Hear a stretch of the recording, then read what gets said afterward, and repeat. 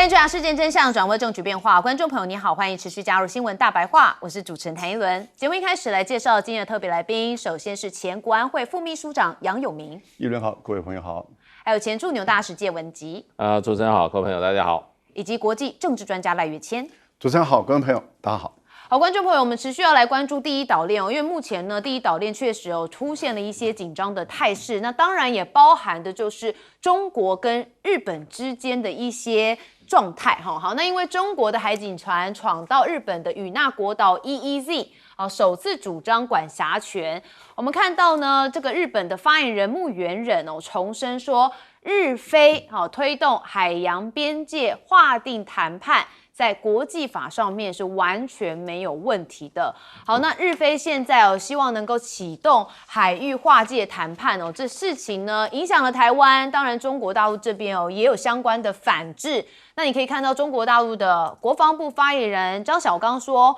敦促日菲要立即停止非法侵权挑衅的行径，说如果一意孤行只会求锤得锤。那中方也将以坚决有力的行动举措来维护国家领土主权跟海洋上面的权益。好，那当然这个中国海警船到了日本与那国岛的 EEZ 让日方跳脚，也相当的有这个反击，对不起，是严厉的谴责。好，那玉渊谈天则也特别讲到说中国的海事在台岛东南海域也有巡航而且还说2次发现了疑似日本飞机。他说这是中国海事海上执法编队抵达台湾东南部的海域。那在巡航期间2次就有发现疑似日本的海上安保厅固定翼的飞机。那现在大家对于日菲这个划界的事情在第一岛链确实引发了一些效应那当然包含了是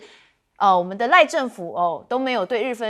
菲有发声来谴责，但是中国大陆确实有蛮大的一个强烈的这个发声，所以现在大家就在讨论说日本的算盘到底是什么？他好像是想借由划界谈判来巩固琉球主权的主张。那很多的专家有相关的讨论像是中国大陆的人民大学教授王义轨说在中美建设性战略稳定的关系新定位之下日菲同为美国的盟友。那因为害怕被牺牲得不到保护，所以沆瀣一气试图通过联动破局把美国再拉下水。那日菲勾连企图撬动台海稳定挑衅者的图谋注定失败。但一伦认为第一岛链通常都会讲日本还有中华民国还有菲律宾，但现在似乎好像略过了中华民国，所以最近不是有一些川普的弃台论也正在发酵吗？好，那这个第一岛链到底会不会被突破呢？因为2026环太军演阵营曝光，说罗斯福领军31国32舰无潜舰140架飞机2.5万的官兵。那解放军说被对不起，是有人认为解放军突破第一岛链，加速第二岛链的前沿化，那也扩大台海行动来夹击日本。这是美国媒体外交家所报道。他说以往日本的安全重点都是集中在东海、台海跟南海，但是如今冲绳跟台湾已经被来自不同方向的中国军力夹击。那解放军航母也已经突破了第一岛链，向东来扩展。那甚至多艘的科研船也转至第一岛链跟第二岛链之间的海域了。好，那中国呢用南海岛礁来牵制美军72小时，趁机来锁台吗？有专家的解读认为这一项的扩张其实更着重的是一些与台湾关联不大的原因。那他是补充如果台海发生冲突，多数的外国增援部队可能会从东北方来进入战区，那像是日本关岛还有夏威夷而来，那不是穿越南海。好，那中生则是有特别讲到升级情报体系，日本加速成为东亚的货源。因为高市早苗在他们的眼里看来就是无视历史教训情报体系的集权化、集成化就会让这个持续推动安保政策的转向。扩军的军备跟对外的军事介入提供了支撑，危险性不容低估。那同时强化了这个情报机构的历史剧本，加速日本成为东亚的货源这种危险的态势。那现在高市早苗他其实在国内有一些状况哦，那因为他之前选举票数很高嘛，这个站在高杆上就最容易高处不胜寒哦。因为呢，他最近透露出了他一点点对记者的不滿啊，也被大家做文章。我们来听一下这个状况。ということでございます。男性とやり取りしていた秘書がされる大丈夫か携帯番号について、大丈夫か携帯番号について、大丈夫か携帯番号について。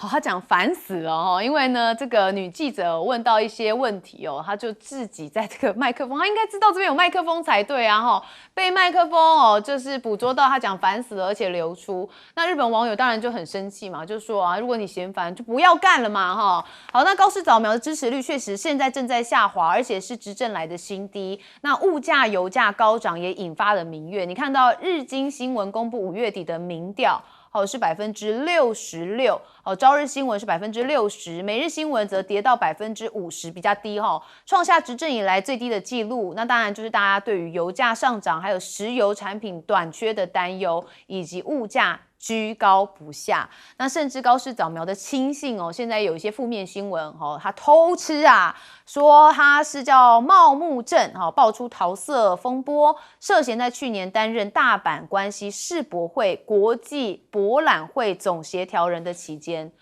，5次使用了公款带情妇上酒店进行不当的公务旅行，还发生了性关系，所以大家这件事情看起来也是非常的不舒服。那当然就影响到高市早苗的一些状态了好，我们还是看到了这个中国海警船跟日本的这个部分，然后那当然加上日菲划界的问题现在第一岛链形成了一个比较敏感的态势。我们先问介大使怎么看？其实这个现在。我们《中国时报》的一篇专文报道，就是有关日本一届的这一次划界的谈判来巩固他对琉球群岛主权的主张啦。那事实上的话，我们中华民国一贯立场就认为，就是说琉球群岛事实上它不属于在波茨坦宣言里面提到的日本国土，只限于那4个大岛。那其余的岛要由什么？要由这个4强来决定。那美国事实上在实践上也是采取这样子一个立场，因为1972年的时候，他把这个所谓的琉球的这个行政管辖权交给日本，并没有提到主权，也就是间接就不承认美国对日本对于这个琉球享有主权，所以现在日本就借着要跟菲律宾来谈琉球群岛跟这个菲律宾之间的海域的有关这个所谓的 EEZ 专属这个经济区及大陆架的水域的这个划分，那所以是想要借这样子菲律宾跟他进行这种主权国家才可以进行的划界谈判来间接的来好像有寻求菲律宾对他日本对琉球群岛主权的主张的一种承认。那当然这个中间不承认日本的这种作为的，或者他的真正动机，当然是不会承认他这个所谓谈判是有法律效力的，是而且基本上认为不合法。那其实这个我觉得我们中华民国也是这个立场也没有参与，也没有承认也没有提到你有没有权这样的话。也就是对日本在琉球群岛的主权主张不予承认的一个很重要的实践。那所以这个日本就是在这方面总是深谋远虑。不过这个琉球问题，我觉得应该要注重琉球人的民族自觉。琉球到目前为止，他们还有很多的琉球人认为他们应该复国。他也不是日本人，不是日本的一部分。那所以其实到战后对很多这些被这些帝国主义国家侵略强占的国家来讲，通通大概就是说先经由托管以后，就交由由这个原住民来实行自决，因为它原来是一个独立国家。它在1873年吧，是被日本用并吞的方式把它灭国的。那个时候琉球有自己的国王，有自己的国家，有政府，还有自己的人民、自己的文化、自己的语言，跟日本都不同。所以日本是明明白白把一个国家并吞了以后，那当然他这个并吞过，日本因为战败的关系，那琉球应该是照过去的在当时的这个所谓民族自觉啊，是联合国成立重要的一个有关这些被并吞领土的一个怎么样的一个主张的时候，它应该是实行民族自觉的。那当然日本是不愿意了，日本现在对于琉球，可是琉球人对于日本人当时在2次大战对于琉球人的这种给予的待遇是到如今都还很难忘记的。所以在日本重新在武装琉球这个过程中琉球老百姓现在抗议的声音越来越大，是，所以我觉得在整个过程中应该要听听琉球人民的声音。赖老师怎么看？这个木原忍说他跟菲律宾的划界在国际法上毫无问题，完全没有问题。事实上不是他说了算严格上来说的话是有很大的问题因为这两个国家的经济海域完全没有重叠，完全没有重叠的两个国家的经济海域，竟然双方之间要来进行海域的谈判，然后要来开始划定这个经济海域，怎么会没有问题呢？那大陆是不是也可以跟俄罗斯两个国家就来划定有关于这个日本海还有这个北海道也就是俄罗斯的北方四岛，还有就是我们的与那国岛就整个往外延伸的东海跟我们台湾的东部北部所有的海域，我们跟俄罗斯谈好就好了。那是不是我们跟俄罗斯也就谈好跟划定美国的或者是中国大陆跟加拿大就把美国的海域都划进来了就是我们直接划完了以后，你承认我，我承认你，那这样我们就说了算。有这种事吗？没有这样事嘛。所以我们可以看到木原忍说国际法上完全没问题，有问题所以没有人会承认。那你一定要这样做，对大陆来说的话，那我就开始执法了嘛。那为什么？因为你跟谁有重叠？你是跟我们有重叠，跟台湾有重叠。那你跟台湾有重叠不谈判那 OK 嘛？因为海域的谈判它是涉及主权谈判，你跟台湾没有正式的外交关系，所以你只能跟大陆谈判，又不能跟台湾谈判。那这样的情形下的时候，那大陆就开始执法了。开始执法，换言之，也就是你日本一点办法都没有，因为它可以从大陆架的延伸到琉球海沟，琉球海沟往外延伸200海里到350海里，它可以在这个地方执法。它也可以在台湾的南部一直往外延伸200到350海里开始执法，你菲律宾一点办法都没有。为什么？因为在这个时候就比谁的拳头大，谁的海警船多，谁的海警船的吨位大，谁的军舰吨位大。目前全世界中国大陆的海警船的总量，等于是你几乎亚太国家加起来的海巡署的船、海警船都不到中国大陆嘛。那换言之，也就是说，大陆可以24小时那么这个无间断的在整个海域开始进行执法，你日本做不到吗？你做不到。你台湾做得到吗？你菲律宾做得到吗？你做不到。所以我觉得你日本跟菲律宾想搞这个游戏坦白说，他们今天想要片面改变现状，现状回不去了。我觉得当时在钓鱼岛就是如此，在黄岩岛也是如此。但是我觉得日本跟菲律宾就是被打痛了以后，久而久之又忘了痛了，又来搞一招，这次就打得更痛了。而且这次的痛绝对超出菲律宾跟日本的想象外好，另外一个部分里面，刚刚文吉说得很明白了，也就是琉球群岛的问题。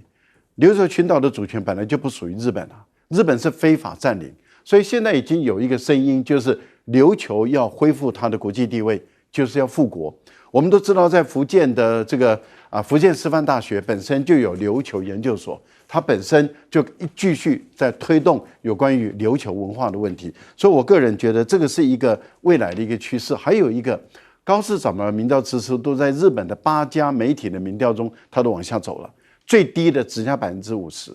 再往下走，高市早苗的政权有人估计熬不过秋天。好，有明教授怎么看？台湾东部海域的问题从3个层面：法律分析、政治战略的考量，以及后果跟影响。法律分析还是很重要其实日本的八重山群岛、与那国岛跟菲律宾的巴丹岛之间，如果个别往外划200海里是有重叠但是1982年通过的海洋法到现在，为什么他们对这一块都没有做任何的主张，说要划界？那一方面有这个外交的问题，一方面呢有就是中日关系的问题。但为什么现在做这个事情？他说就是两边的划界不会影响到第三方，很简单嘛。那你家门口院子，你跟两边的邻居各自都主张有这个地上权所有权，那他们两个自己划了，会不会影响到你？当然会啊。联合国海洋法第74条也是说，相邻或相像的沿海国，它的海域的划界要以协议达成，而且要达成公平的解决。这个公平解决有2个意思，因为你不能忽略其他的第三方，他也主张的。第二个是在这个地区因为小小的与那国岛跟巴丹岛，其实它所拥有的海域应该是很小，因为我们这边有长的海岸线、跟土地、跟人口，这个都是在海域划界国际法院里面很重要考虑的原则。所以它现在这个划界从法律上，我觉得不是真的在解决法律上的冲突问题。所以就从第2个层面，政治跟就是战略，那为什么呢？我觉得其实这应该是日本方面的主导，我不觉得菲律宾有这样子的远见。那日本这边是希望说，这当然会引来两岸之间在这里面的执法的冲突，现在你也看到就是如此。然后呢，就是当然会引起两岸的争端，从台海到台湾的东部海岸。那未来大陆的海警船、海事船也一定会比较常驻，甚至它将来的渔船、武装渔船都会到这里来，因为要主张就是这边的海域的管辖。所以呢，这个就会跟台湾有冲突。那第2个就是，我觉得他看到中美关系的改善之后呢，有那种战略的焦虑，是不是发生的事件冲突之后，要引美国下水，或者是让美国表态？尤其现在开始要进行就是整个夏威夷的，就是环太平洋演习。那中国大陆这边呢，你就看得很清楚，这根本就是送上来的苹果。为什么？因为你这样的主张，我就实际的动作。你主张法律上的，我用实际的作为。你看6月1号他2艘海警船，6月9号他6艘海警海事，每一艘都3000吨以上起跳。6月10号是第一次他在与那国岛第一次主张对 EEZ 有管辖权，他以前没有做这个事情，就好像2012日本要把钓鱼台国有化，大陆以前对钓鱼台都是低调处理，结果呢现在的钓鱼台基本上是中国大陆实质掌控。所以它的后果跟影响会是什么？第一个，你根本就是把苹果送给这个区域，让中国大陆引进来，然后呢，他在这边做实质的执法护渔。那我要问的是，如果今天当台湾的渔船在这里受到日本海上保安厅的船的检查的时候，大陆的海警船顶上去，那海巡船过来，你要帮哪一边？所以就变成这个问题。那台湾这边呢？我觉得其实你实际上你也没有针对真正日菲的这影响你主权权利、渔权、底土资源。不要忘记，底土资源往外延伸到350海里，很大的资源，很大的利益。这个时候你不去对日本、菲律宾表态，结果你在这边不断的就是针对中国大陆海警船，在做这个对抗。那其实你要平衡吧。所以这个时候会产生什么？我觉得最后一句话，我觉得宜兰的选情会受影响啊。渔民会看得很清楚啊。台湾人也看得很清楚啊。谁在保护我们的资源？谁在这边实际上准备要闹事啊？好，我倒是觉得说，每次都讲台日友好，温内触比给比亚今后，但他根本就是把我们推向了另外一个深渊呐。我们休息一下，马上回来。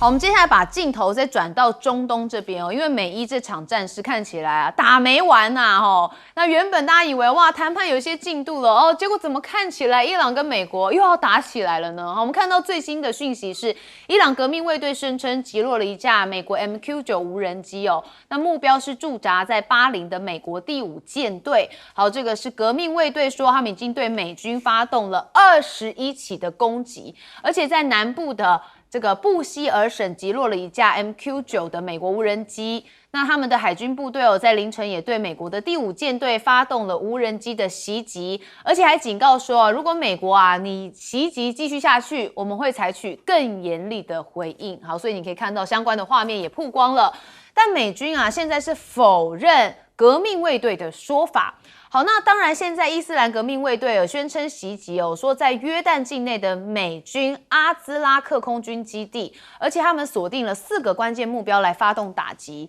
那包含其所谓的 F-35的战机掩体跟一处指挥管制中心。但是美军这边当然有相关的反应我们看到他说他有反击伊朗，那他们是出动了海空军战机发射精准的导引武器，好，连接发动至少是3波的猛烈狂轰，那重创是伊朗南部沿海多处的军事要地，那他们的攻击目标锁定的是赫姆兹海峡周边的防空系统，还有雷达设施。因此美军我们看到他还是在讲这是自卫性的打击。那封锁伊朗，现在林肯号出动大黄蜂来瘫痪第7艘不听话的油轮。好，这当然是美国的那个封锁伊朗港口的政策那这美国中央司令部表示说，这个油轮呢试图要驶往伊朗港口，那违反了目前针对伊朗实施的海上封锁措施。那隶属于美国这个航母林肯号打击群的一架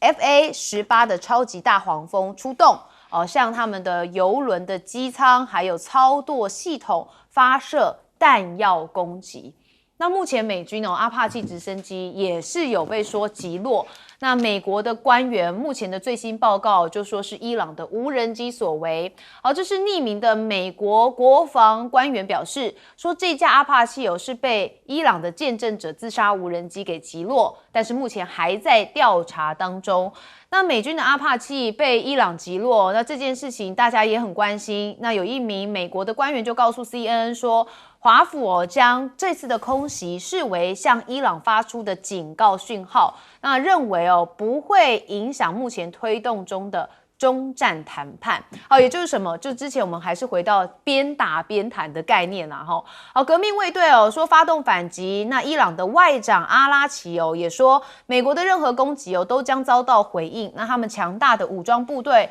不会对任何的攻击或是威胁置之不理，说如果想要安全，就离开我们的地区。那现在呢，川普对于这个美伊协定又在说话了啊，他说3天内搞定啊，说我们跟这个伊朗的协议谈判已经进入到最后阶段。大家有没有发现，伊伦在这几个月还蛮常讲这句话的CNN 自己也统计，他说你川普从开战到现在以来，至少37次宣称即将达成协议，都没有。所以呢，常常一轮讲到也是有一点点不好意思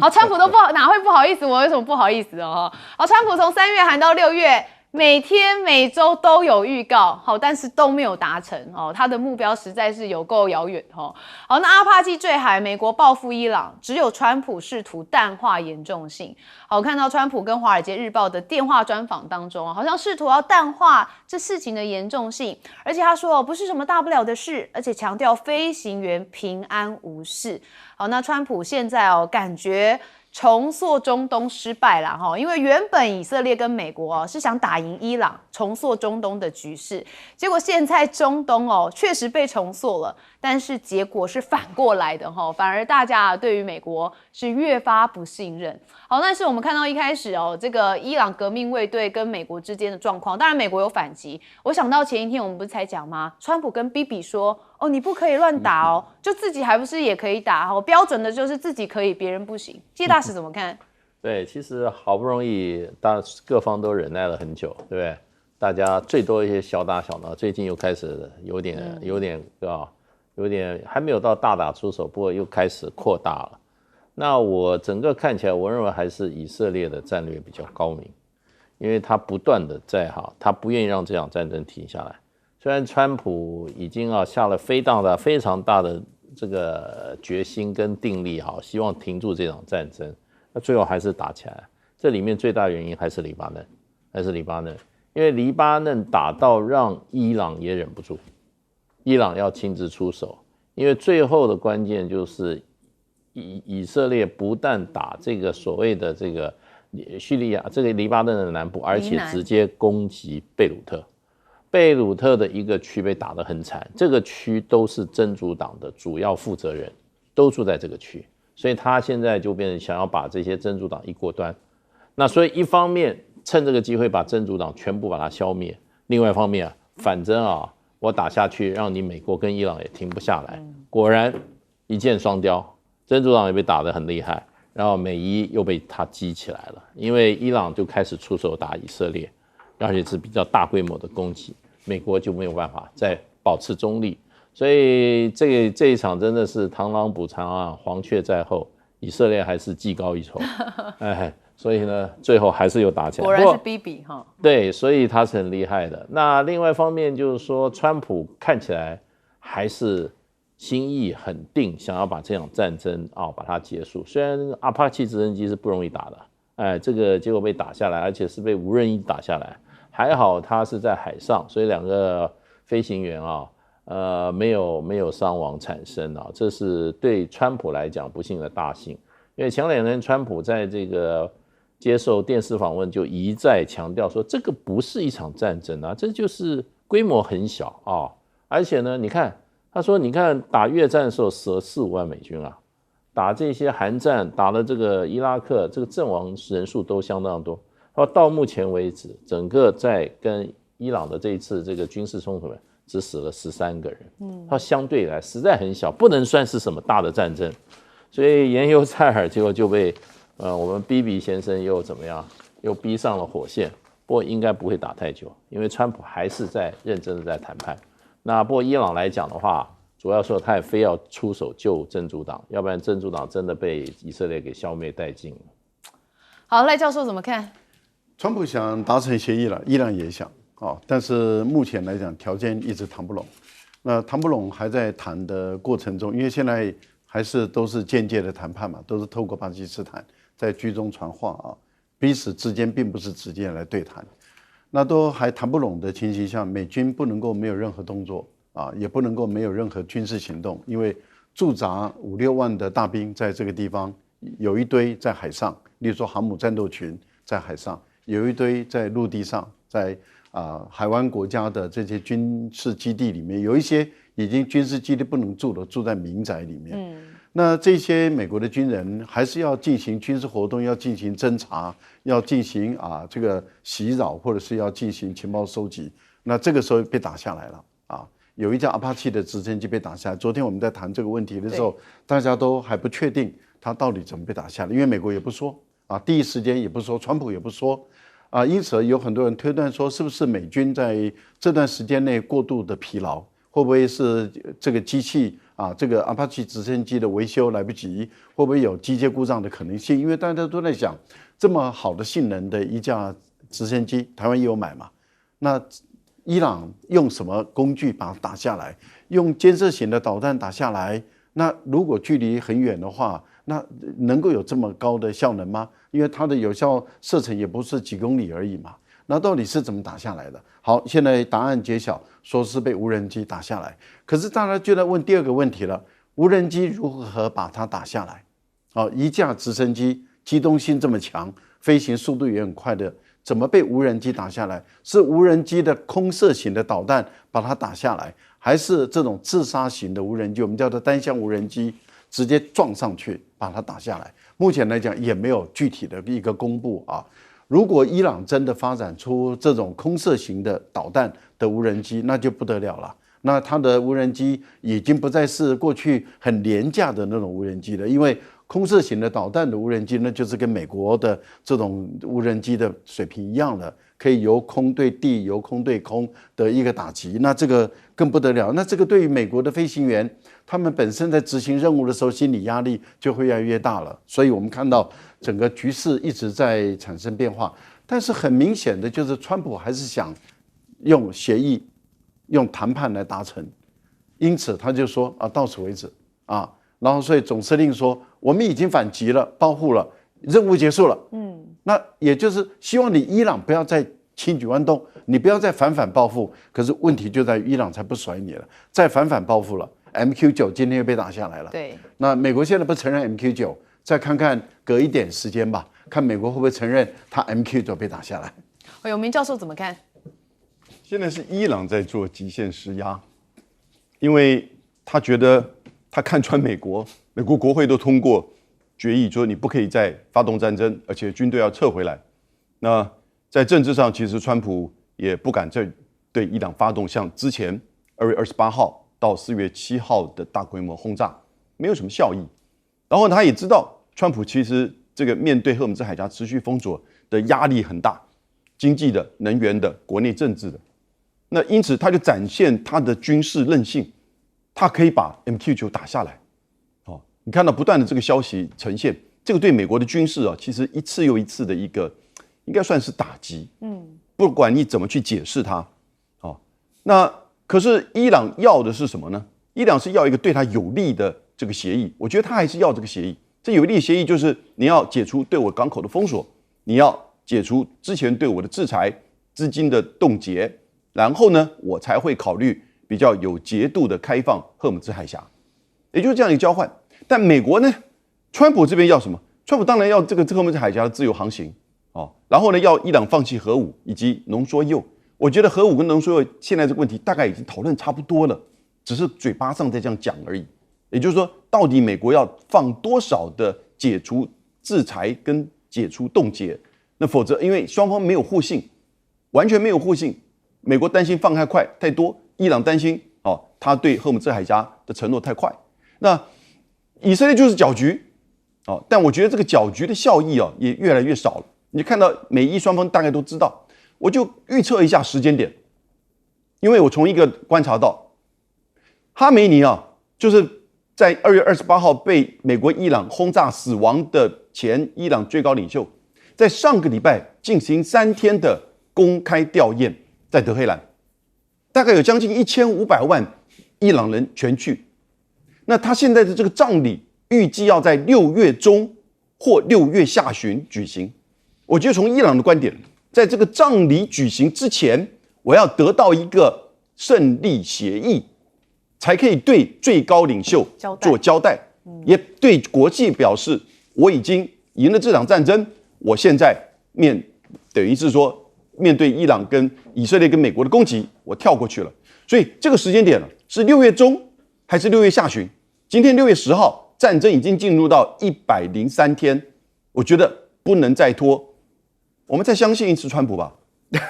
，3天。可是问题是3天，他上个礼拜讲1个礼拜啊，所以我就讲6月中到6月底之间。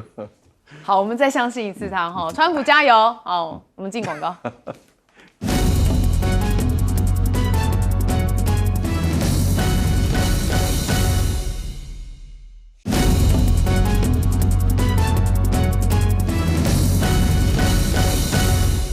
好，我个人认为川普有一点屋漏偏逢连夜雨哦。除了他现在在战场上面不太顺之外，谈判也没谈妥，甚至他在国内的航空母舰上竟然发生了枪击事件，就是甘乃迪号。美国的海军发言人是说，救援人员对甘乃迪号航空母舰上面发生的枪击事件有做出回应哦，一名水手长死亡。那目前该船停泊在维吉尼亚州的纽波特纽斯造船厂。好，那其中一名的水兵是被拘留哦。那伊伦对这件事蛮好奇的，刚刚也稍微查了一下哦，其实没有给太多的讯息，但是也发现说甘乃迪号其实还没有服役耶，它在2027年才会正式的交给美国的海军。但是还没服役就发生了枪击事件哦，其实我觉得这对战力来说也是一个出师不利的状况哦。好，那我们也关心到的就是习近平跟金正恩哦，因为他们是这个目前有会面嘛，那没有提到无核化，那他们是加强军队交流。那南韩的统一部也说，这是金正恩执政以来北韩跟中国首次谈到了军队交流，所以他们是密切的关注。那金正恩则说习近平隔了7年再次到访，那今年首度出访就选择北韩，所以再次清楚的表明两国的关系牢不可破。那北韩将一如既往将发展两国关系来作为国家最重大的第一战略事业。好，那他们两个人其实也特别提到了4个字，叫做抗美援朝，也引发了外界的讨论。好，那以中俄为后盾，有分析说北韩现在加快推进合金并举的路线。这是韩国媒体分析，北韩可能会把俄罗斯和中国大陆作为后盾，来削弱国际社会对北韩制裁的基础，好，进一步的加快推进经济跟核武建设的并行路线。好，那当然现在川普啊是蛮渴望稀土的齁。那日本媒体则说，美国有要求中国大陆来恢复对日本的稀土供应，好，理由就是担心全球的供应链中断。那根据中国大陆的海关数据其实在中国大陆政府管制的多种稀土当中，迪钛自2026年1月以来对日的出口已经降到0。好，那同样有关键的铱1到4月对日出口也是暴跌90%以上就真不卖给日本就对了啦那日本、澳洲也重建稀土产业链，但是看起来没有成效。好，那最早是2028年要建立一条这个不依赖中国的稀土供应链，好，利用巴西的智利矿山来产出，那采用自主掌握的提炼技术进行加工，生产足够的电动汽车电池材料来满足美国市场大约是1半的需求。但是巴西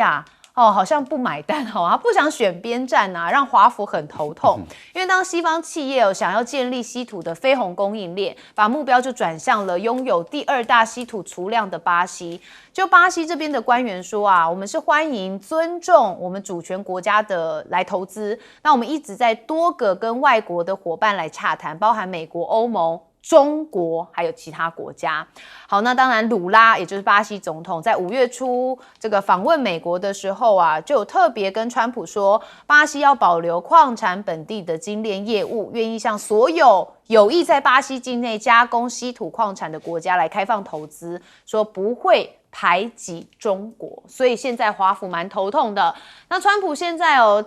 对于这个中国企业蛮怕的因为跟中国有关的骇客成为科技公司最严重的威胁。美国资安公司有示警说要防间谍行为。那美国更新这个涉解放军的黑名单，那太阳能跟电池业都有入列像是这个中创新航、还有金澳科技、还有易伟锂能都是他们认为的黑名单。美国五小大厦在2026年6月8号有公布新的 1260H 的清单，列举跟中国军方有关的这个企业实体，总共是188家的中国企业被列入那昨天也讲到了，阿里巴巴、比亚迪也遭美国列入涉军清单。那中国大陆外交部现在也是严厉谴责，说敦促美方纠正错误做法，停止无理的打压中企。比亚迪也发声了，你看到无正当的理由不影响正常的业务，美方的指控毫无正当理由，说公司既非中国军工企业，也不是军民融合企业。阿里巴巴也是反对说将任何试图扭曲公司形象的行为，他们会采取一切可行的法律行动。好，所以有关现在这个美国航母的这件事情比较新，那当然讯息当然也比较少。我们先问介大使。对，其实美国现在这个军方出这种意外事件真的可以说比例非常的高，是，对不对？那这个要打仗的出事情，说马桶阻塞或者说这个烫衣房起火那可能还有一些动机。那你平常你这个训练也没有正式驻列的这些航母上还会发生枪击事件那纯粹就因为应该可能就是说。你在训练的时候不够严格，不够精良，还有就变成就是说，你可能军纪方面这个军队里面的管理也出了问题。有些比较容易发生枪击的是因为可能是作战的状况之下，那现在也不是作战的状况之下，那也是还发生这种事，我觉得就是内部管理还有士气纪律的问题那我记得前2年我们常常看到美国去把一些军舰的舰长以这个或者说不适任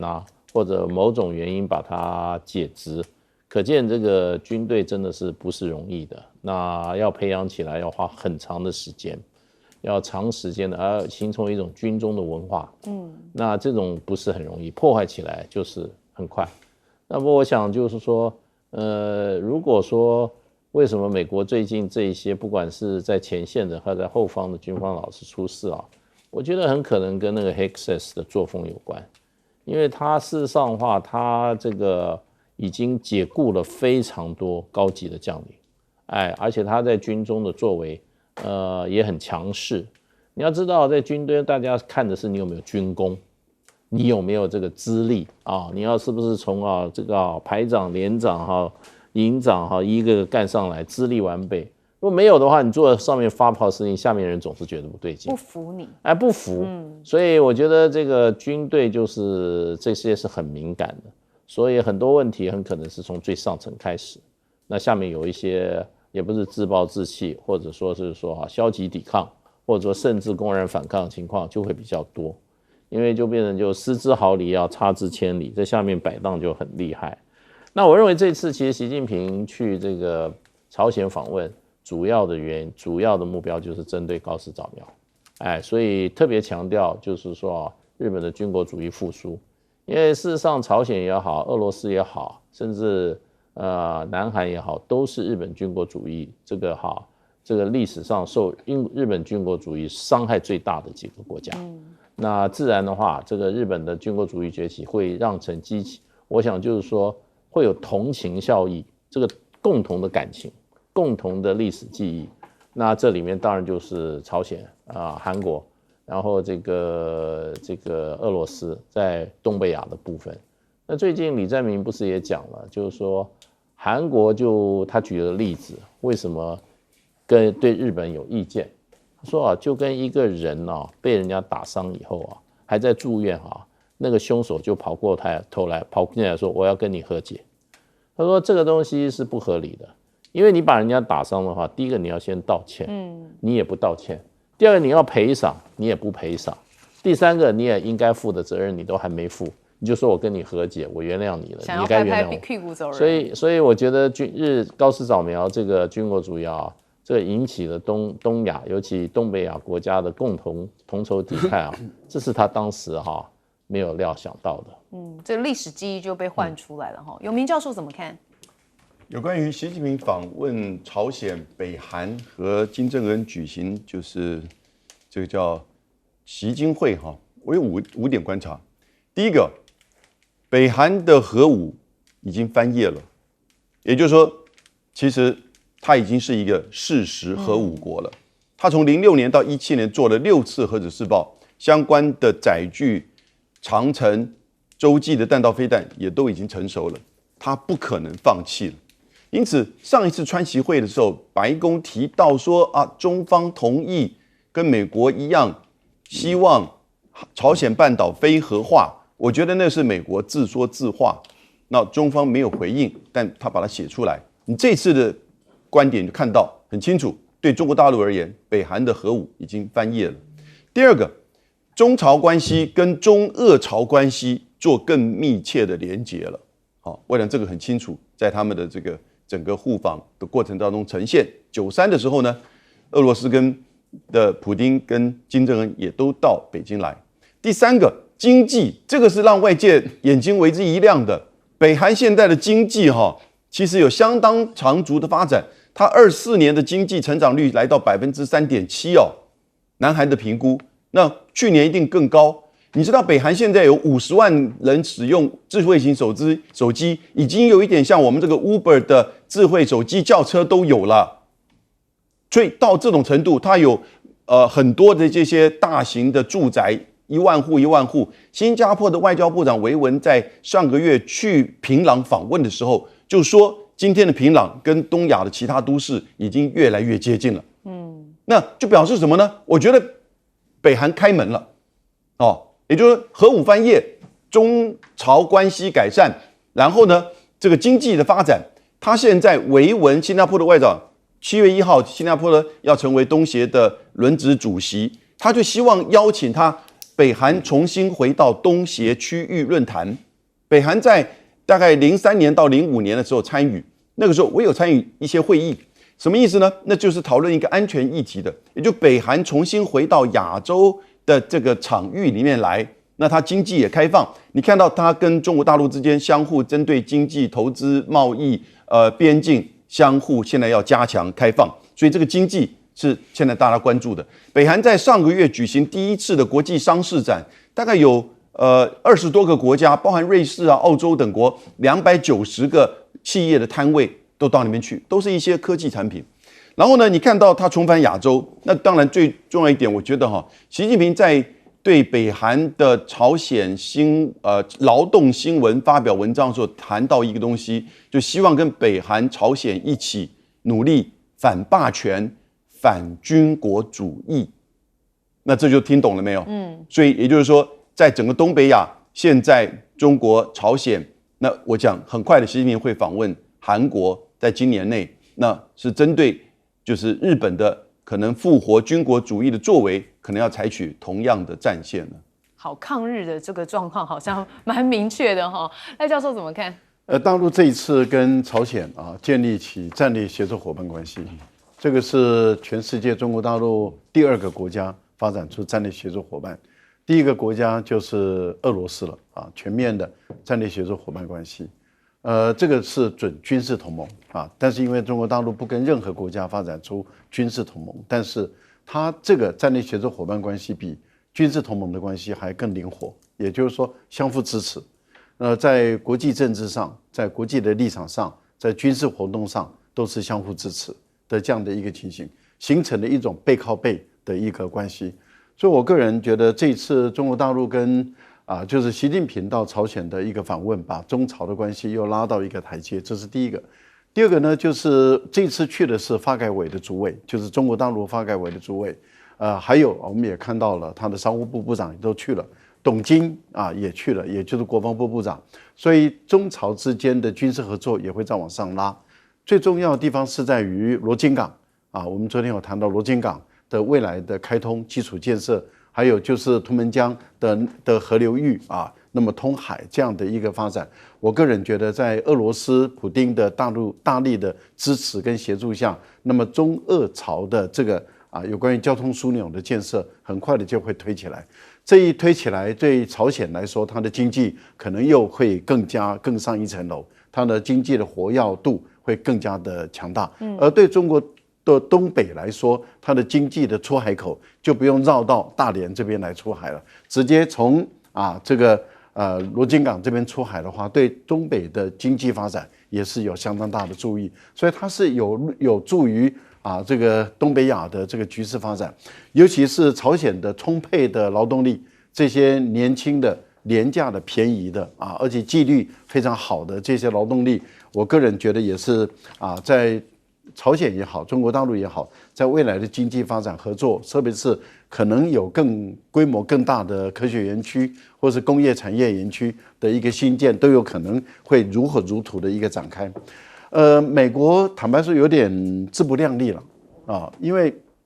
目前传出说是在5月中旬的时候，贝森特陪着川普去北京访问的时候贝森特跟何立峰谈到有关于日本的稀土的一个解禁的问题